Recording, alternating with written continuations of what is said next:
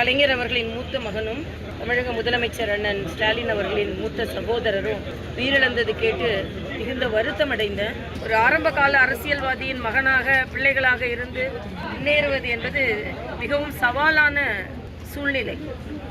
அதுவும் சகோதரர் முத்து அவர்கள் எவ்வளவு சவாலான சூழ்நிலைகளை எல்லாம் சந்தித்திருப்பார் என்பதை என்னால் மனக்கண்ணால் காண முடிகிறது.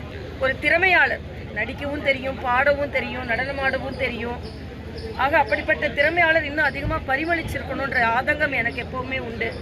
அவர் மிக கடுமையான உடல்நலக் குறைவினால் கொஞ்ச காலமாக பாதிக்கப்பட்டிருந்தார் என்று கேள்விப்பட்டேன். அதற்கு எனது வருத்தத்தை நான் தெரிவித்துக் கொள்கிறேன். அவரது ஆத்மா சாந்தி அடைய இறைவனை பிரார்த்திக்கிறேன்.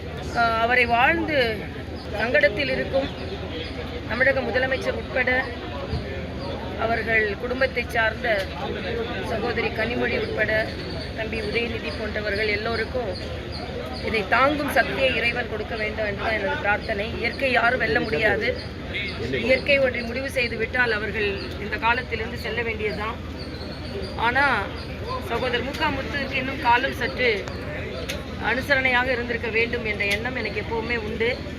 அதனால் அவர் ஆன்ம சாந்தியடைய நான் பிரார்த்திக்கிறேன். மாணவர்களின் சிந்தனைகளை வடிவமைக்க SNS இன்ஸ்டிடியூஷன், மாணவர்களின் தனித்திறமைகளை மேம்படுத்த SNS இன்ஸ்டிடியூஷன், மாணவர்களின் சாதனைகளை போற்றும் SNS இன்ஸ்டிடியூஷன் கோவை.